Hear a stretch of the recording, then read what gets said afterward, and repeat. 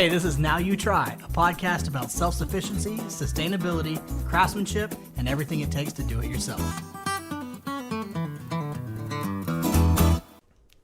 Wish is like it is end-stage capitalism at its finest. Like it is, like there are giant companies out there that are ordering like, I don't know, 50,000 thigh-high socks. And then the factory makes like 50,500. Yeah. And then they just sell them for like $4 a piece to you. Yeah. And it's you have no like, it's wild, man. And honestly, like there's nothing you can do on that Wish app that doesn't end up with dildos. there's no way around dildos in that. Like you fish hooks, sex stuff. Yes, and then on forever, all the targeted ads and suggested things are like, look at all these cool accessories for dildos that you get. I mean, I'm still gonna obviously order them, just because it's so cheap. Sure, it's so cheap. You can't fishing shirts, dick sleeves. I can. It's kudos to whoever those Asian manufacturers are that like work their tagging game so well. Yeah. That like I can get from, I don't know, like, brackets for rifle scope to crop and whip set and ball gag all in one. Like, yeah. I'm just impressed. You got me there. Like you accomplished your goal. You got me looking at it. Yeah. Now I'm intrigued. Sure. Oh, hey, look at these cheap web belts. Oh, hey, look at this crotchless cat suit. Well, I mean, honestly, what's the point as an adult to having a cat suit with a crotch in it? You know why you're Fair wearing enough. You know why you're wearing it. Yeah. So I'm back. Welcome back, Mike. Thanks, man. It's this is my first. I've had a couple of days back off the elevation. Yeah. Back down in the sauna air of Texas. Oh my God. Yeah. Like it's harder to breathe again. Welcome back to humidity. Yeah, it was so dry. Hard to breathe for a different reason. Seriously, like at least your nose isn't bleeding, right? God, that happens to me sometimes when I get to elevation. It's like it's so dry. Yeah, like you wake up and all the internal parts of your nose are just stuck together, just pasted together inside your head, and you can't. You got to suck air to like get everything going again. Yeah, sleep with like a wet towel over your face or something.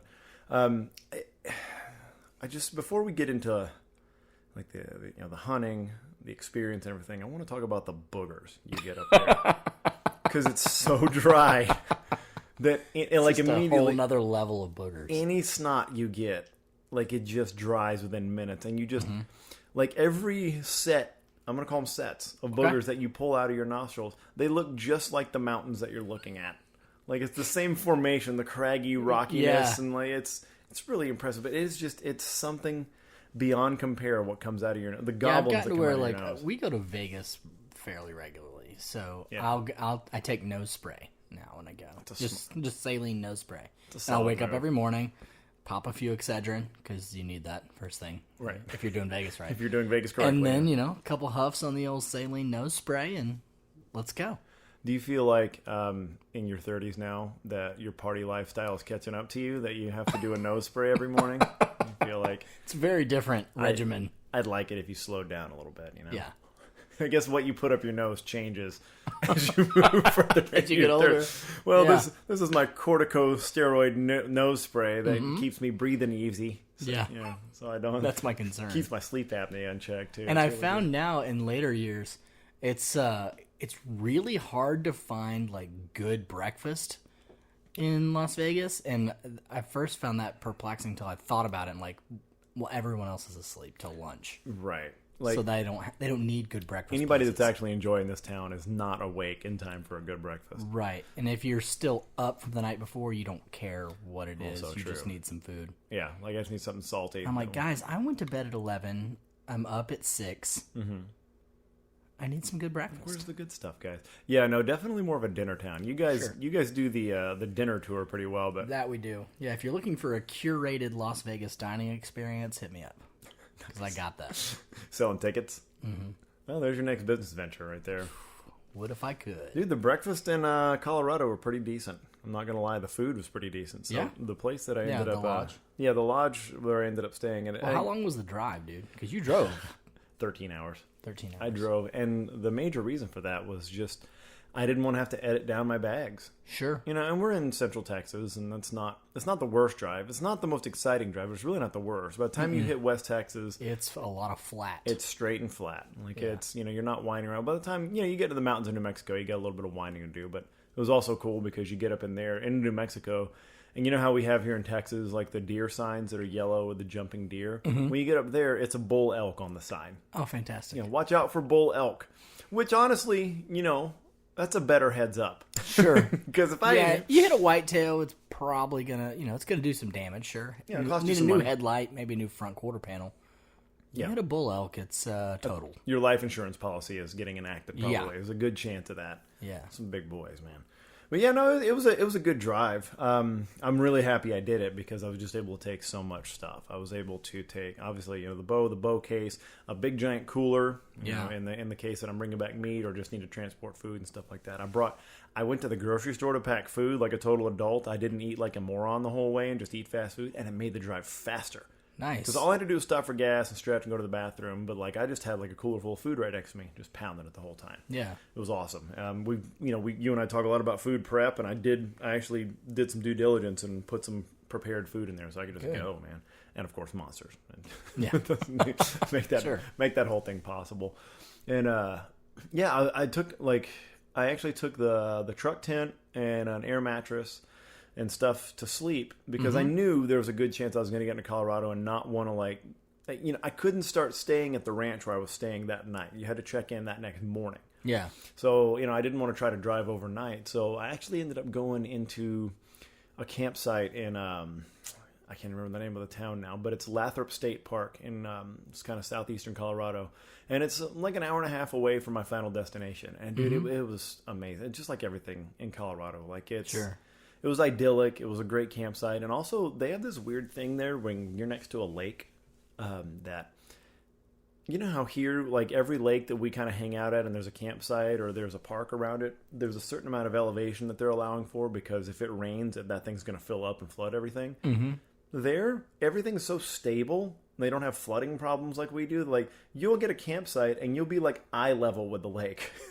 You'll be below the water level camping. And they're like, yeah, it's just never changes. So why would we worry about that? Yeah, you'd be fine. Yeah, it's fine. So it was idyllic, man. Like it was. That's cool. That first night, just watching a sunset behind the Colorado mountains. Like, oh yeah, this is literally all the paintings and drawings. So this is what I even tell my son this. Like, you walk into a Bass Pro Shop.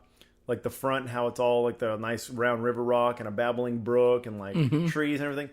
That's what they're imitating. Yeah. That ideal picture that they're trying to put. They didn't make that up. Like, no. they got that from It was somewhere. like, hey, just make it look like it looks like in every river in Colorado, please. Oh, okay. Yeah, that's what. It's not a joke. It's not a cartoon.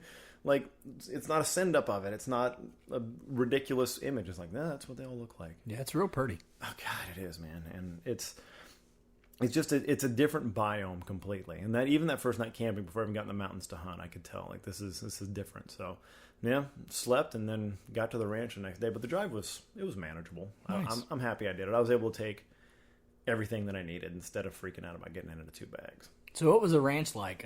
Like, how big was it? How many other hunters were there? All that kind of stuff. So there were 19 other hunters total. It can be as high as 30 at this place. So it's a working ranch. And they have like other things, like in other seasons they'll have like like horseback riding adventure stuff, but it's not like a high end place. It's not like a snooty resort kind of thing. It's a real ranch, and it's like a real family running it. They, I think, for a while made a run at it being like a real Old West town. Okay. Like, because all the cabins that you stay in, all the buildings are kind of built in that style, and they have like labels on them, like courthouse and sheriff's office and jailhouse and all that kind of thing. Yeah, it is. Like, it's like they have all those on, but there's not like an active pursuit of that, I think, anymore. Okay. But I think it's just how the place looks.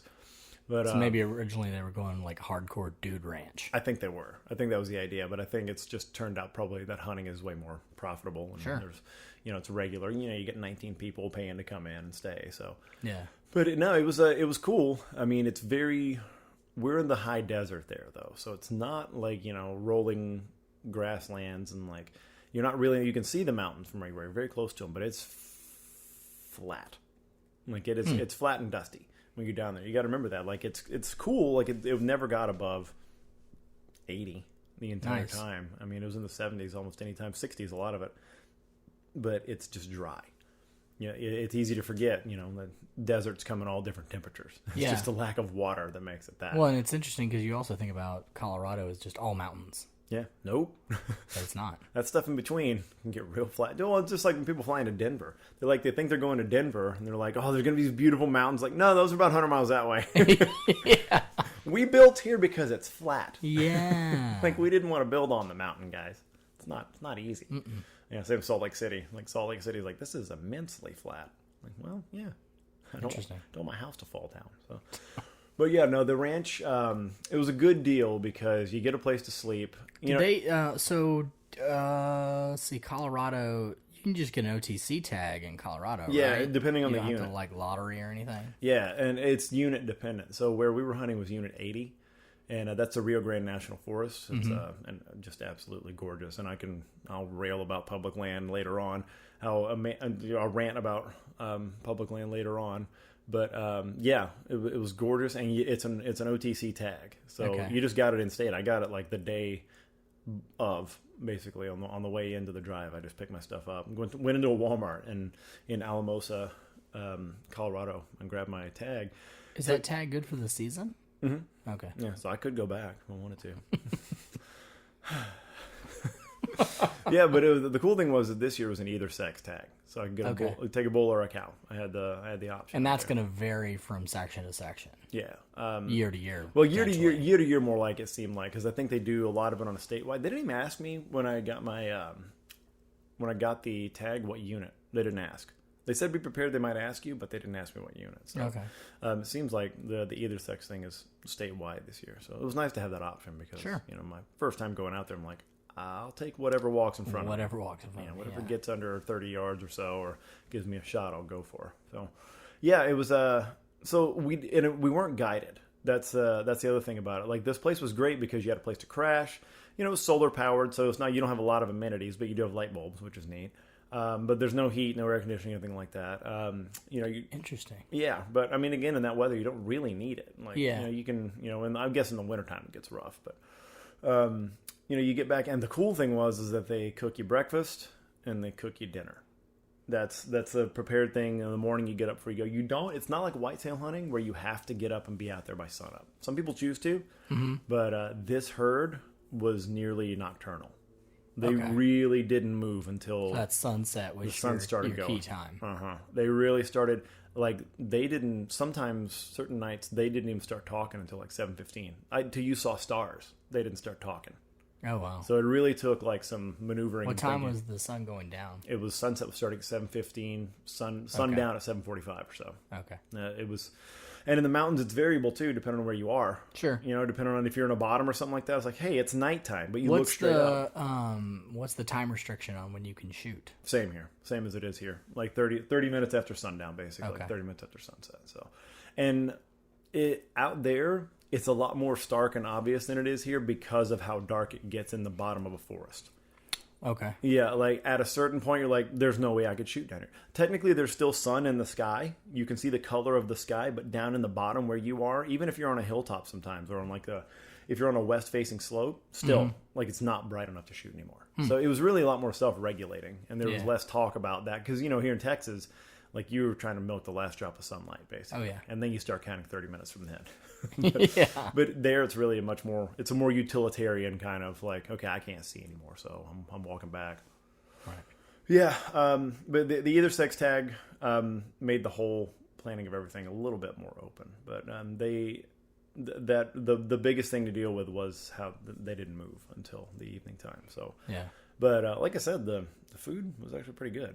I can't be mad at it. It's a whole family cooking, and it's like a real kitchen. It's not super commercial. Obviously, they have to use some commercial kitchen tricks when they're in there. Sure. But I mean, a lot of this is they're just like they're doing the work. They're just cooking. They feel like they're cooking for a big family, and it actually felt like it. That's cool. It was pretty good. Like, it didn't feel like a restaurant. It was just like, oh, let's go. We're going for chow.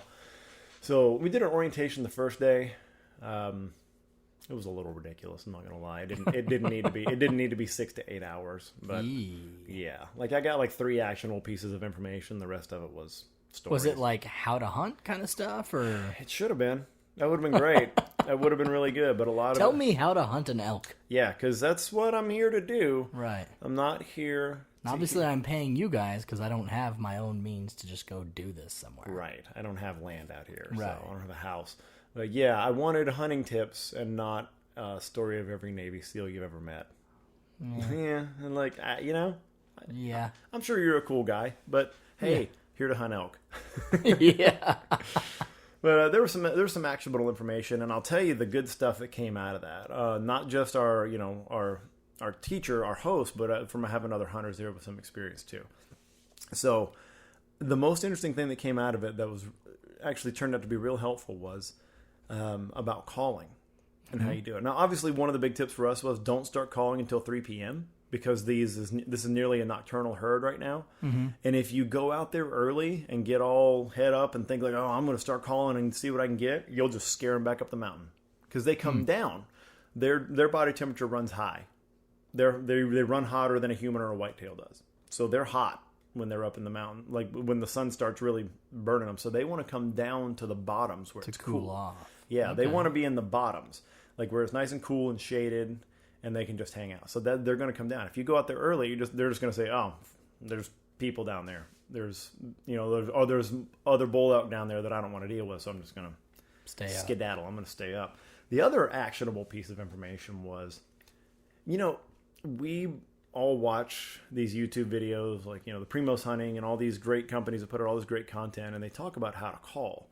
And, I was calling on the podcast previously, and they show you how to rip these big bull calls, like how to sound like a big, badass bull.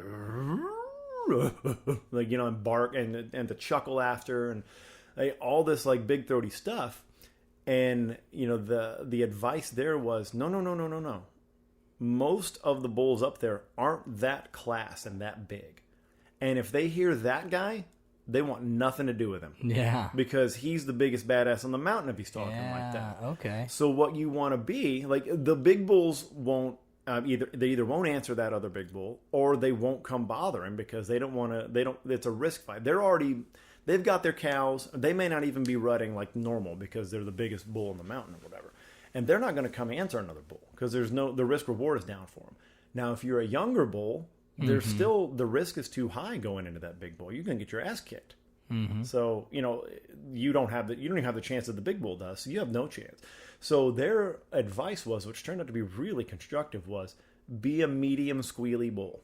Yeah. Be a guy who because that sounds like an opportunity. Correct. Like maybe he's calling some cows in down there, but he doesn't sound big enough that I couldn't whoop his ass. Yeah. And it was great to get that advice to think like, hey, don't think like a whitetail. Don't think like another animal. Think like a person.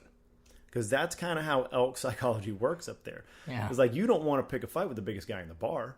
If you're trying to prove a point, you're trying to impress somebody, you're going to find somebody your size or smaller. You don't want to take the captain of the football team's girlfriend. Right. That's not what you're... Right? That's you're going to find the guy in the AV club and you're like, I can take his girlfriend. Yeah. He's just going to write a blog about it. He's not going to do anything. But yes, that same idea. So we practiced being, instead of me doing those big ripping calls, like be a squealy bull, be in the middle, be a guy that's starting to feel himself a little bit, but sounds small.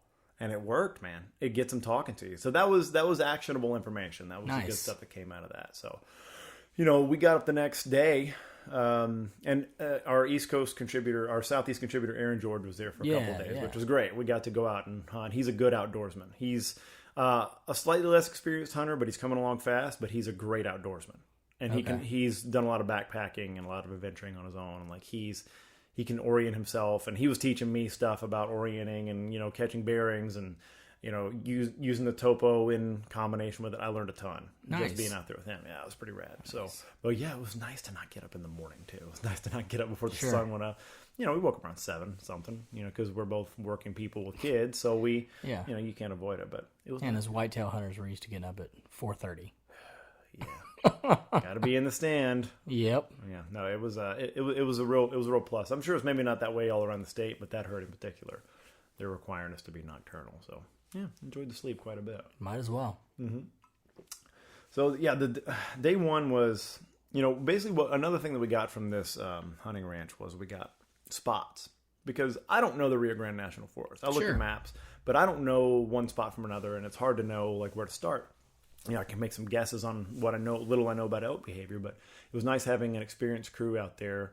This guy and his grandsons and his family that are out there all the time. Did they have it like quadrant off for you guys? No, not really. They had go? spots. They had spots, really. Okay. And they put us far enough apart to where we'd never really see each other. Okay. Which is nice. You're going to see other hunters out there because it is public land and it is over the counter. So I saw plenty on the road. I saw plenty of other hunters. But interestingly, Aaron and I, and then I did the last 3 days solo. Aaron wasn't there.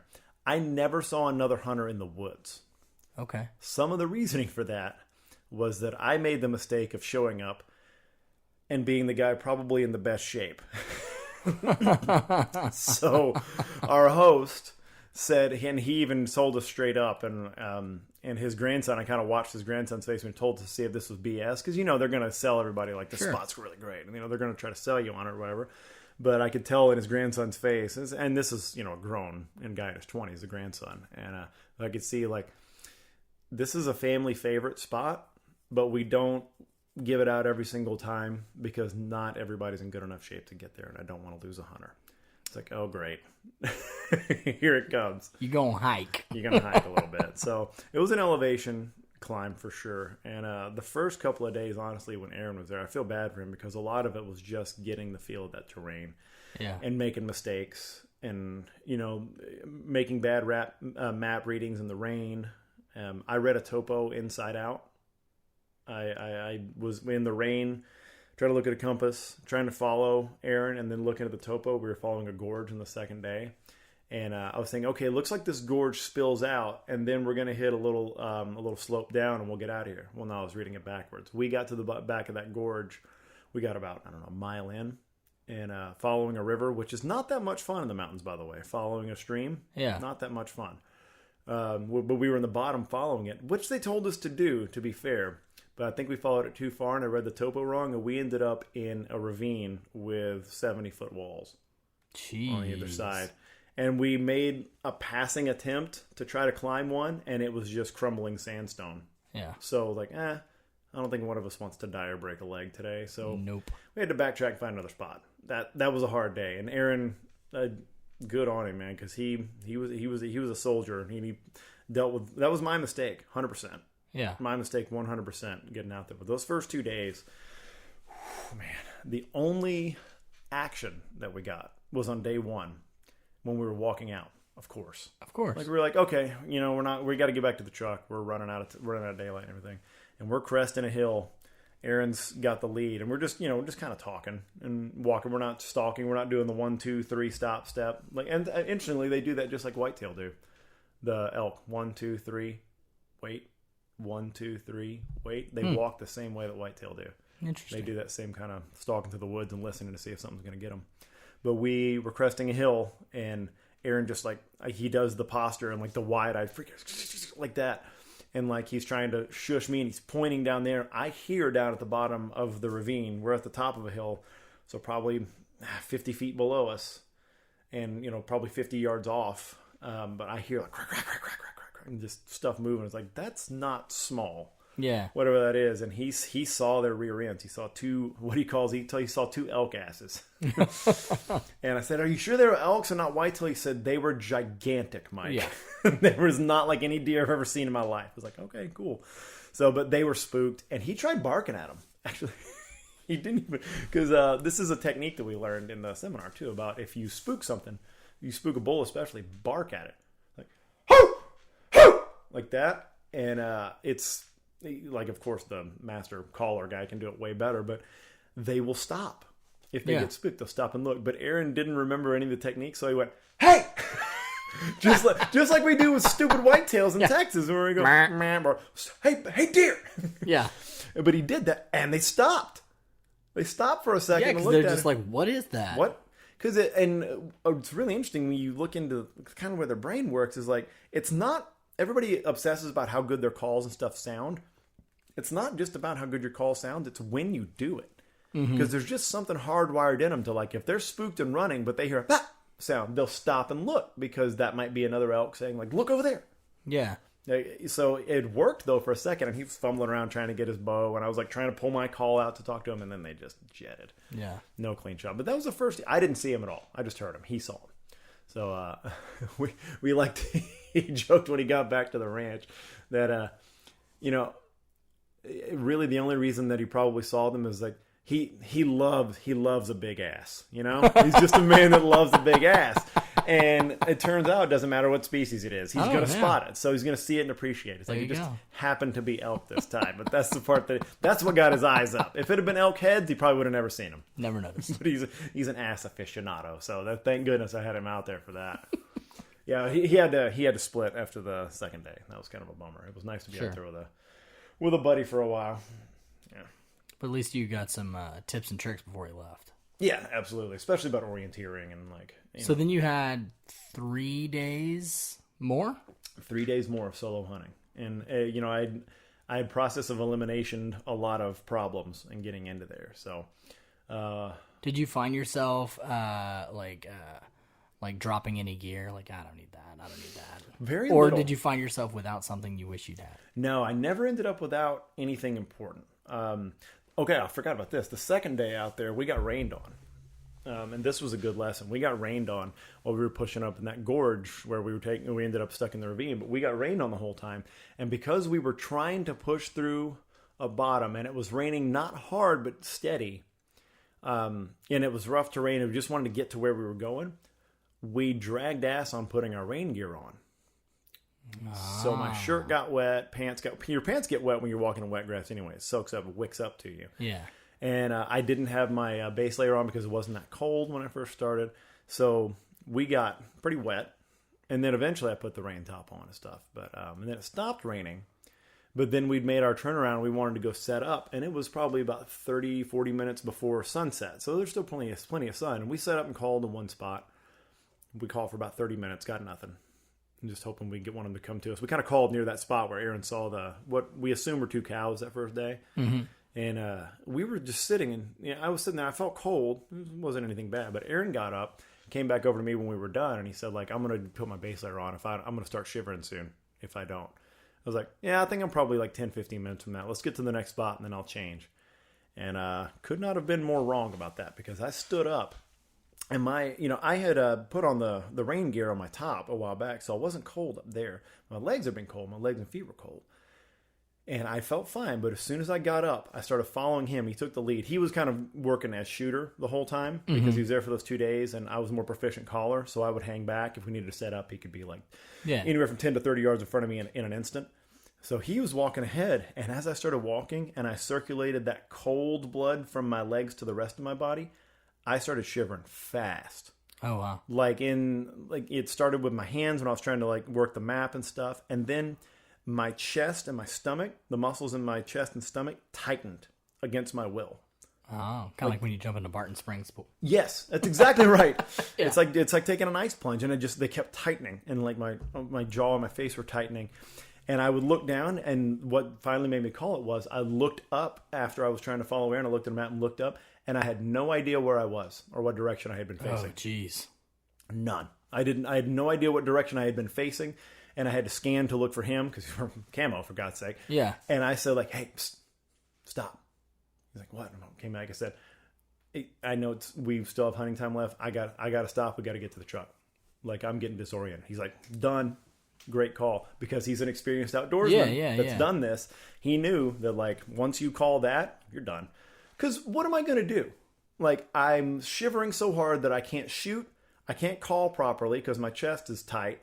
And I can't read a map because I'm disoriented. Yeah. What the hell good am I to anybody? Exactly. We're going home.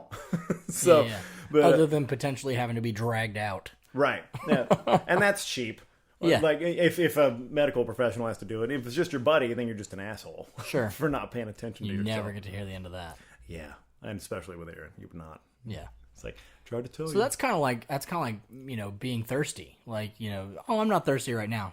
Yeah. Go ahead and take a drink of water. Go ahead, yeah. Because you thought about it. It's much easier to stay out front of it than it is to catch up to it. Oh, 100%. And that was, I know that. I know that. Yeah. But I was out there, and you get so goal-oriented on the hunt. And it's like, it's not that cold. It's only like 65. That's enough when you're wet to do it. Yeah. In the shade, in the bottom of a wet forest, 65 degrees when you're wet, when your clothes are With wet. the temperature falling. Temperature falling quickly. That's right. Especially in the mountains, it falls down fast. So, yeah, that was an instructive lesson. And luckily, it didn't do any damage. Nobody was hurt, anything like that. But, so I'm kind of skipping around in time. That was night number 2. So we had this, what I can describe as character in camp. This guy's a legend. His name is Wes Werboe. He's from Ontario, Canada. 76 years old. He's been hunting for 70 years. Wow. Yeah. He's hunted everything you can imagine. He's here because he's never truly done an elk hunt. This is one of the things on his list. And I was about to say bucket list, but this guy's nowhere near the bucket. This guy is healthy as a horse at 76.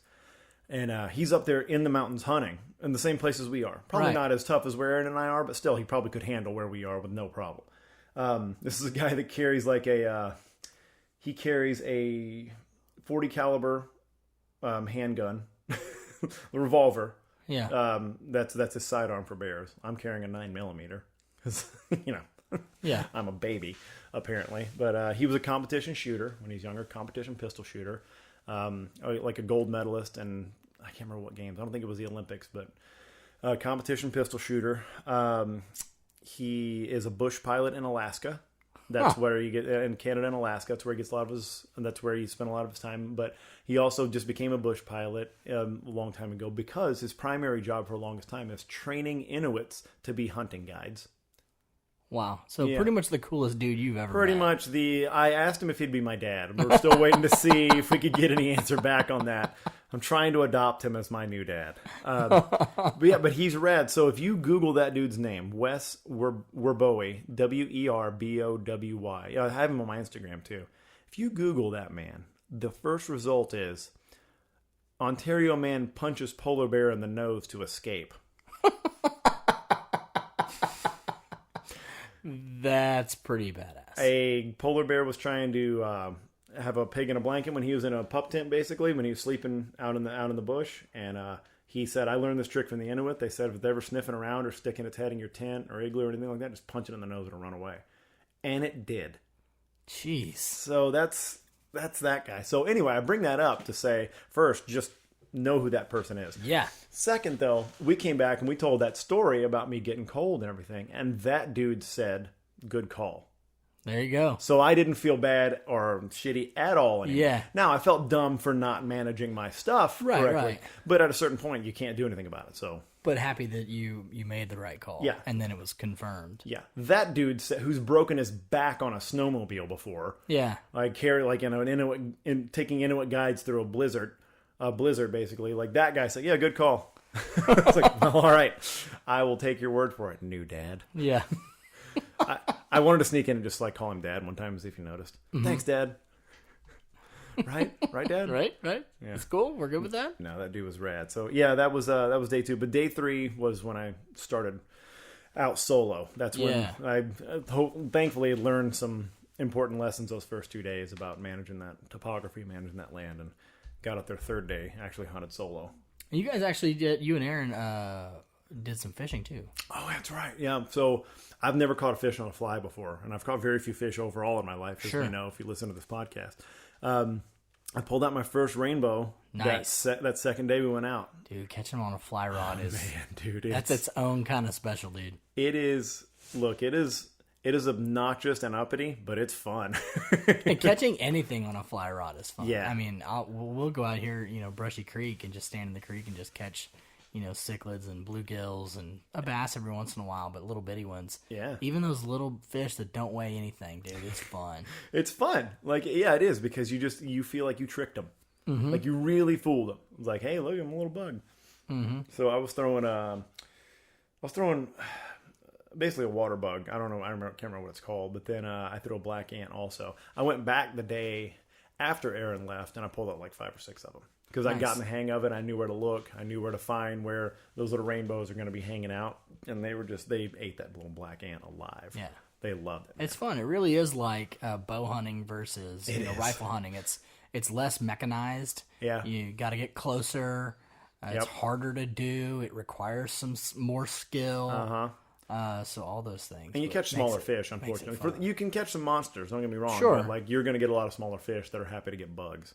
Yeah. Yeah. I mean, and I didn't mess around with like a pheasant tail or anything bigger to get bigger fish, but I was just happy to pull fish out, man. Yeah. It was so much fun. But yeah, that was a big part of it too. I'm glad I had him there to walk me through the pain of where to look and how to set up and everything. And then I could just take that the second day and just go off. That was great. Yeah, he caught a fish. We got pictures of ourselves looking like actual grown men fishing, which is great. If you see on the Now You Try Instagram, that's at Now You Try podcast. There's a picture of Aaron on there, and he's casting, and his forearms are all flexed, and he's got he's got sunglasses and the beard, and like his wedding ring is shining and he's like mid cast. I took that picture and I showed it to him. And he laughed. He's like, I look like a man. Yeah. It's like, finally, a picture exists of me where I look like an adult male. Yeah, and I feel like I saw the zoomed out version of that photo too. Yeah, and his vest is like teeny tiny. He's wearing like short shorts and water socks. He is wearing short shorts and water socks. Little, it still looks manly. You know, he's still fly fishing in the mountains, but right from the waist up, it's pretty mountain man looking. But he's got chubbies and water socks on. So, like, that's a good point. We got to pull a few points back on that. Well, it's all in the cropping. It's all in the cropping. All in the cropping. Yes, exactly. No, I definitely got the bug for fishing after that trip too, so which is good. It did get me in trouble. I'll come to that later. It got me in some trouble wanting to go fishing, but yeah, it was. So the real action, man, and this is I know the part that you probably actually care about is like the real action with these elk happened on days 4 and 5. Day 3 was another like me getting my bearings, trying to figure out where to find and what to do. Trying to remember, there wasn't a lot of action day 3. Day 3, I was much better at getting in. I found like a little better path in, and that only got better and better, honestly. And then I think day 3 was just a lot of sign, and I found areas that I think that I could set. I actually set up in an area where Aaron and I had gotten to previously, and we set up once, but I really spent some time there because I realized it's a giant clearing. And this is what day 3 was. Day 3 was, because they had been so quiet the last few days, and they still wouldn't talk, like there was no bugling, no anything going on. I actually went ambush hunt style on day 3. I found this clearing. I found a clearing where there were a couple of game trails that kind of went around the edges of each, and in the middle it was kind of marshy. So they go in there to feed a lot. They pull a lot of little yummy stuff out of there. You can feel these big hoof prints in there and find them when you're in there. Lots of sign. But I went to the edge of this where there's a choke point where they come down and up the mountain. 2 or 3 trails combined into this choke point, into this narrow area, and I set up on the side of it, and I did very little calling, like no calling until like 6:45 or 7. Oh wow! And I was just thinking I might catch a cow and her calf, or I might catch some cows, or maybe a young bull just walking down. Like I might, because I had a 40-yard max shot to the other side of this. Okay. 20 yards if they come to where I want them to. That's exactly what you want. Yeah. So I just thought, like, hey, let's change tactics today. And like, I'm confident in my calling, but I'm not getting any conversation. So let's just be an ambush hunter. And it did not work out. But, it was one of those moments where like I felt like my tactics were good. It just wasn't the day. Yeah. Like that happens all the time. Yeah. Especially when you got an either sex tags. Like, why wouldn't you want to catch a group of cows in transit? So, so you're going into day 4 now. Have you heard from any of the other hunters that they're having success? Has anybody killed anything yet? No. We've been, Aaron and I have been the most successul thus far. Oh, just in getting to have conversations. Conversations and getting to see the ends of a couple of them, finding sign. And we did, I forgot to mention this, but on day 2, before we were totally soaking wet, I did get a call back. I got a bugle back, but it was way far away. Like so far that like you're not getting him to that day. And maybe he'll start grazing over that way, but we didn't hang in that area much. So that was the only. But yeah, we had the most action. By the end of day 3, we had a couple people that had seen elk from a distance. They had glassed them. They would go way high and they'd see them down in clearings, but no way to get a shot at them. That was about the most action. But we had been in the thick of it the most. And everybody was bow hunting, right? Everybody's bow hunting. Yeah, it's only bow hunting and muzzleloader season. Okay. Once in a while, we could hear a real distant muzzleloader go off too.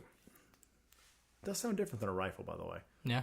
Yeah, it's a lot more. It's not as percussive. It's more. Sounds like a cannon. Which like a musket. Basically is. Yeah. Yeah. But yeah, the day 3 was kind of a dead zone for me. Not a lot. Just a lot of sign though, and it gave me a good idea of like, hey, okay, here's where the kind of places they are. So let's start hunting a little bit more.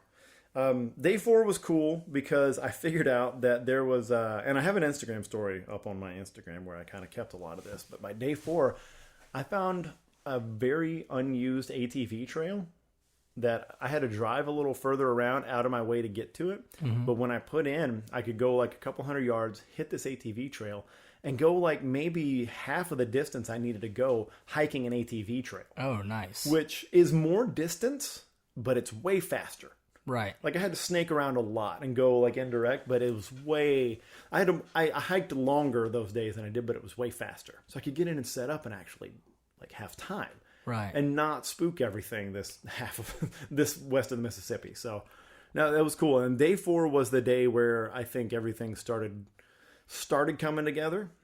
I kind of wandered around, found another good bottom, found a great elk highway, a lot of sign, one of those places they're spilling out of the mountains and going back up because there's tons of hoof prints in the mud. And I set up and started calling in this really perfect spot. And it was like 5:30, 5:45 started calling. And then right before 6, homeboy answers. And I'm doing the squealy bull thing. Yeah. I'm trying to get him, think like, hey, come on down, man. I'm a teenager. Yeah. And I called out to him. I gave him one of these squealies. And then finally he answers back. And he doesn't answer back squealy bull style. He answers back. Like just big and mean. And holy shit, he's a monster. Wow. Like, and when I turned on the video camera for the Instagram story and started whispering to it, I could tell my eyes were just peeled, just saucers because of the adrenaline. Like, it was not, like, there was another one that had been talking to me like a ridge or two back, and he was thousands of yards away. Yeah. But you can still hear them. They communicate. And they talk to each other, and then I got interjected into the conversation. Him back here, he was squealing real high. That distant kind of bugle where you hear, like you just hear the high end. Yeah. But this guy was at the closest that day, probably within 70, 75 yards. Wow. Completely hidden. Never saw him. But I was in a bottom, and I could hear him. He was up on my upper left when he answered back. And just a big, mean-sounding bastard. You can tell the difference, too. I always thought that was maybe like, whatever. But you can hear, like, there's some body on this boy. Yeah. He's not one of those. A lot more barrel-chested. Yeah, there's a lot more throat and a lot more testosterone in this. So he started coming down the hill when he'd call me. He's coming down the ravine, like kind of crossing in front of me left to right as I'm looking up at the ridge. And then he got up and he kind of stuck on me at that 70 yards, 75 yards across the next ridge. And I kept calling. He would answer, but I ran out of time. It was night. It was dark. The stars were trying to come out, so I just had to pack it in. I had to put on the headlamp and go. I tried to get up quiet so I didn't freak him out. Yeah. But that's when I knew. So I went back and talked to everybody at hunt camp. Everybody was all stoked about it. Everybody's fired up. And I talked to the hosts and everything, the guys' grandkids, and they were all excited. And I said, I think my plan is to go right back to that spot. I said, absolutely. Yeah. Don't mess. Get in that area wherever you think. And they pointed out some cool stuff that one thing they won't do is they won't come down a ridge and then back up to get you or to find you. They won't do it. They'll go down and They'll go down at you. They'll even come up all the way sometimes, but they won't go down and up quickly. And that's what he would have had to do to get to me. That's why he hung up. Oh. Yeah. And I was like, well, there's like a gorge with a stream. They said they'll cross streams. They don't care. Like, they're so big. I was like, it's a good point. Yeah. Their stride is so big. So day 5, that was a hard night to get to sleep. Yeah, I imagine. I was like, this is still jacked. Well, that's exactly what you imagine, right? You imagine getting out there and making that call and having an answer back to you, and you're like, oh my God, there he comes. Like, that's the visual in your mind. That's what you're thinking, or the imagination part of it. So that is actually happening, it was awesome. So by that night also, we'd had one guy take a shot in camp. He took a shot. He thought he had wounded one, but he couldn't get, it was a bull. He couldn't get a blood trail though. So one of two things happened. He missed, couldn't find his arrow, or he gut shot it, which sucks. Ugh. Yeah, but we never got a resolution on that. We couldn't get a resolution on it. And obviously, we're not guided here, so there's nobody that can go out there with him and start searching with him. He's got it. Him and his buddy, they're from Michigan. They got to do it themselves. Yeah.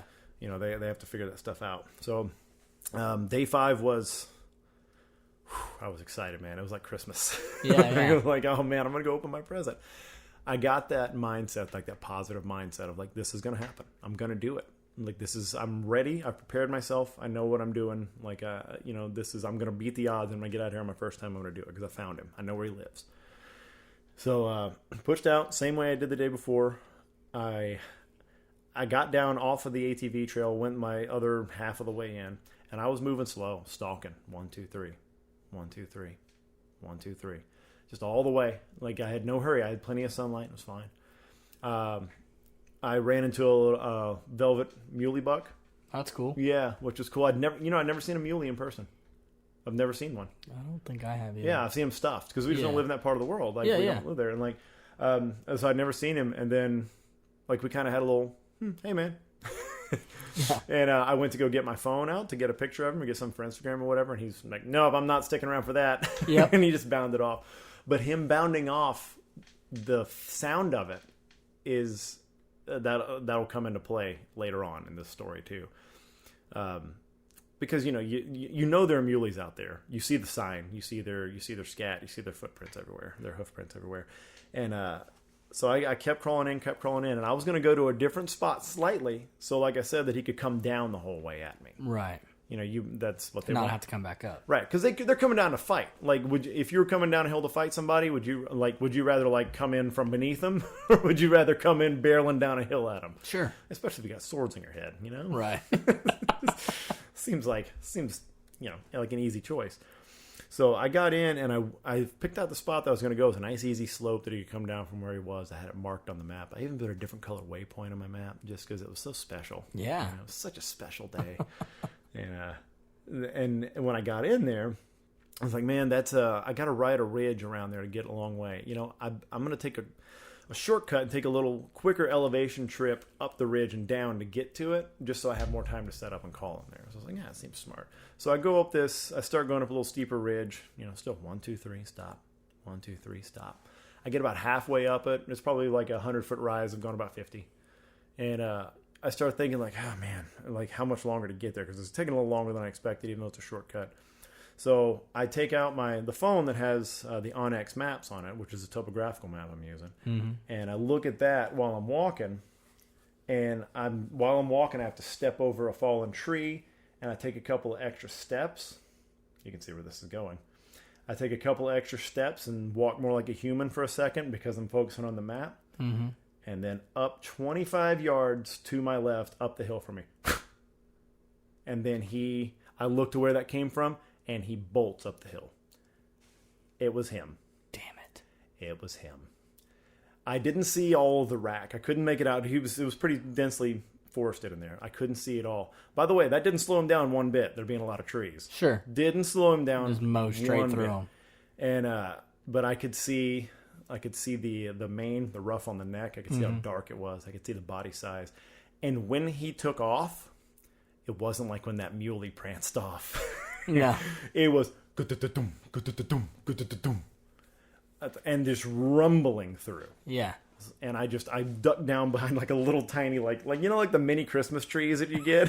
like the only thing near me that you like put on your desk at Christmas time. Yeah. Like I ducked down behind one of those, like it makes a difference. Yeah. And I ducked down. He ran up to the top of that hill, the other 50 feet or so of rise up to that hill, got up to the top and ripped the biggest damn bugle I've ever heard. He got up to the top and went just to let everybody know you were there. Yes, thank you. Read my mind. I don't know that they have an alarm call, but if they do, that's it. That was it. Because you know how many other elk bugles I heard before nightfall? Zero. Not his or anybody's. So to illustrate how much I blew it in that moment, and I lost focus for like 3 seconds. That's all it took. Yep. Lost focus for 3 seconds. Because if I'm still walking like an elk, he sits still and he maybe makes a sound to try to get my attention. Yeah. When I crouched down behind my baby Christmas tree, immediately to my right, was a giant steaming pile of elk scat. Oh. Fresh.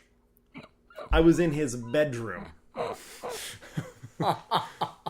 See that laugh you did? That's what he was doing to me. Yeah. On top of the hill. But, damn it. Oh my God, man. And but you know, it was the first non-captive elk I've ever seen in person. And I saw him running away from me. Yeah. But it was intense. So I went into panic mode. I called again because he called from the top. So there's still a chance he thinks I'm another elk. Maybe he didn't see me. He just felt me and heard me or whatever. And he freaked. Right. So the fact that he called, I found out was a good thing. The fact that he bugled was a good thing. So I called back to him, dead silent. So I kind of paid my penance, and I figured, okay, I'm going to have to walk about 40 minutes south because I was headed kind of east at this point. I'm going to go like southwest at this point, cut around this ridge and get to another bottom and not call till I get there so he thinks I'm another bull. I changed the reed. I changed the call I was using so I would sound like a different bull. Yeah. So he wouldn't hear that same call again. I did everything. I tried everything I could. He just wouldn't answer, man. He just wouldn't answer. And then when I started walking back, I took a nice slow way out because I knew I'd blown it. So I left with a little bit of sunlight left. The whole thing was blown, and so I wanted to collect some bones that I found on the way back. I got some cool specimens for the kids and everything. Oh, cool. And then that one that was like a few ridges away, he started talking again when the stars came out. So I actually just sat on the tailgate of my truck and just talked to him. That's cool. That was a good consolation prize. And then that brought in a bunch of guys from Rochester, New York. Like, hey, did you find an elk in there? It was like a clown car of New Yorkers, by the way. Like these guys came out like they pulled up in an SUV because I was sitting there bugling, and they I guess they heard it because they were packing out, and so they came and talked to me. Like, you see anything in there?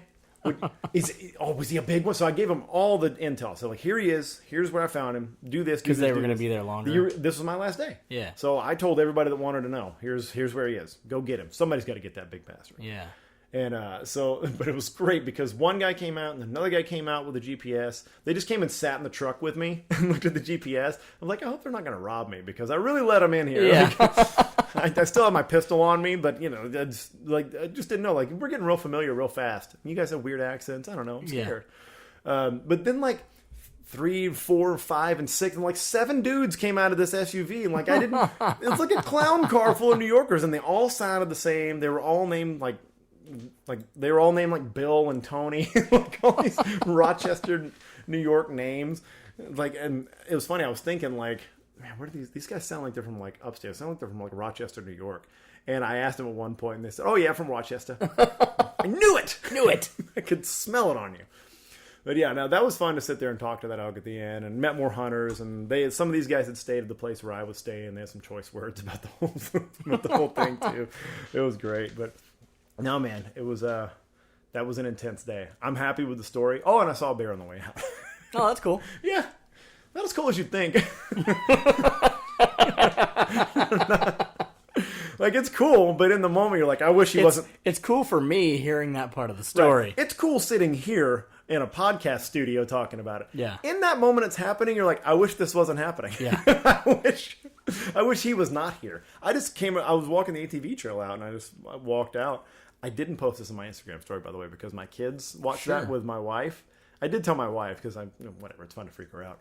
But I didn't want the kids to be freaked out about the outdoors and stuff. Yeah, yeah. And there was I also my pistol was involved in the camera shot and everything. I just I'm sheltering them, I guess. Yeah. But I came around this little bend, and I was just starting to get my headlamp ready. I didn't have headlamp on or anything yet, but I just kind of looked, and the ATV trail had kind of been cut through a hill, and there was a little, maybe, I don't know, 1.5 foot berm, ridge on the side where it had been dug out, and he was just sitting there. And he saw me coming well before. All right, cool. And then he just kind of lumbered off. He was a little guy. He was maybe 150, 200 pounds. No, that's all? Yeah, tiny guy. Just an adult size. Yeah. And with claws. Yeah. But he just kind of lumbered up and ran up the hill. He didn't want any part of me or anything like that. But I turned the camera on, and I had my pistol out, and I just kind of stared at that spot for a while, and I held up my phone. Actually, I'm gonna play it instead of me telling the whole story. Have you ever had any experience with a bear? Not outside of a zoo. No, well, that counts. All right, here we go. So here's me. This video won't show much, But the reason I'm talking so loud and making such a fuss is that a little black bear just stood and stared at me right on that little ridge. I was coming up around the bend here. He took a good look and then he scampered up. Just a little guy. I'm gonna just go ahead and walk to my car. And there's the guy. The flash of the pistol at the end is like, oh yeah, you're scared. But so that you could hear the way I was talking in the video. I was like, yeah, well, I'm just gonna be here on the trail walking, just me. And I was like waving my hands around, like just making as big a ruckus as I could. Yeah. Just in case he had buddies, or he wasn't small enough to be a cub, so I wasn't like totally like, oh god, where's mama? Like he was an adult, like he was a juvenile probably, or she, whatever. But yeah, it's cool now, but at the moment, I was like, I just wish it hadn't have been there. Yeah. It made me feel That would have bad. been much nicer. So it was a couple hundred yards from the truck, so that was surprisingly close to the road. But I guess he also knows, like, hey, maybe the snacks are going to be there. Yeah. That's where we're at this point. Go looking around some trucks, see what I can find. Yeah. Well, cool, man. That sounds... I mean, obviously, you didn't get to fill that cooler up full of elk meat for the drive home, but still some pretty awesome experiences. Oh, dude. So when you play a lot of golf, and like, that game's horrible. Everybody knows that. Sure. But like some point always, even in your worst game on the back nine, you're going to hit some shot, like usually a short game shot, or maybe it's a drive. You hit one shot where it just does what it's supposed to. Yep. And that's what brings you back the next time, because you have that thought of like, man, I think I can do this. If I could just do that every time. Yeah. I'd be really good. Yeah, think about and like that's what those last 2 days. Like how we went into golf announcer voice for that. You too. did. It's just automatic. Well, we got the nice microphone, so it's really tempting. Sure. If he can shoot like that every time, he's gonna find that. We need a bird soundtrack in the background there too. But yeah, that's what those last 2 days did to me. It's like, oh, this works. Like I'm not a complete dunce. I'm a rookie, but I didn't feel like a complete dunce. But if you do the things you're supposed to do, and you take the advice from people who have more experience, you increase your chances for success. Yeah. And then the moment you stray from that is when you blow it. Yeah. Yep, that's what happened. And that was honestly, if that's an expensive lesson and a time intensive lesson, but that of like you cannot. But you can. I mean, that's also just like saying, like, oh, well, if they'd have completed that Hail Mary, they'd have won the game. Right. You can't say that that's the one thing that caused the lack of success. Right. That's true. You still would have had to, even if you didn't scare him off, you still would have had to set up, get your bow, knock an arrow, pull draw, line up a shot, a clear shot in the thick forest. Make that shot. All without him noticing. Uh-huh. Then, overcome, your heartbeat and the adrenaline and make a clean shot. That's right.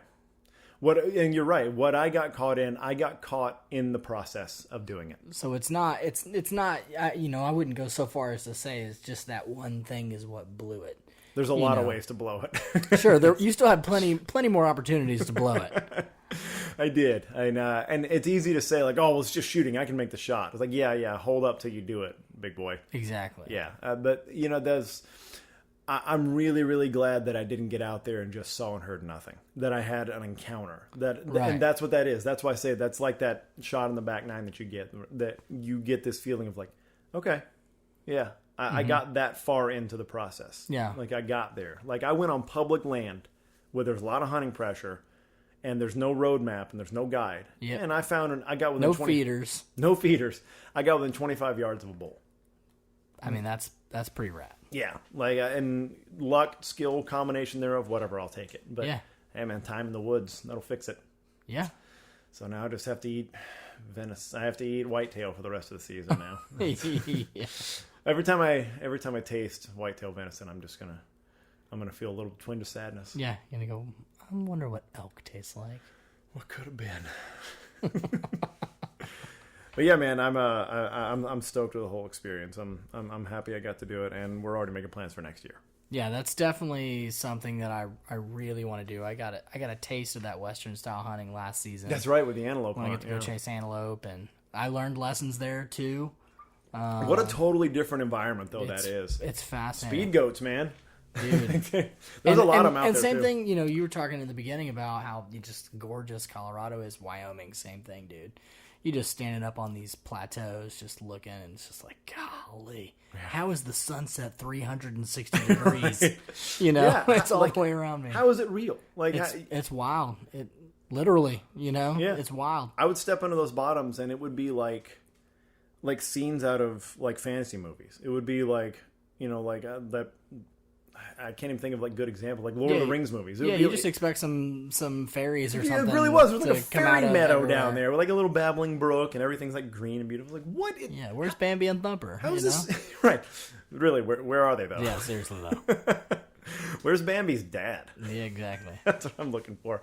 So yeah. And speaking of which, I saw another muley on the way out. So they're Nice. cool animals too, man. They're just like a whitetail on steroids. Yeah. They're big. Like it's weird. You get used to looking for elk, but you see a whitetail a muley up close. You're like, damn, Yeah. them boys got some beef on them. Like they're muscular. Like I think it's venison. yeah. You think? That's Thanks. It's not. just the technical term. It's good to be back. I had to squeeze one in, right? No, it's good to be back, man. It's great to be back here with you. Not eating elk this in the Texas humidity. This is my life now. October, it's going to be 100 degrees. Yeah. So I did get one listener question while I was up there. I Okay. got somebody that was following us at the Now You Try podcast on Instagram, and they asked, this is fantastic that they asked this too, but their question was, did you have any equipment difficulties because of the altitude?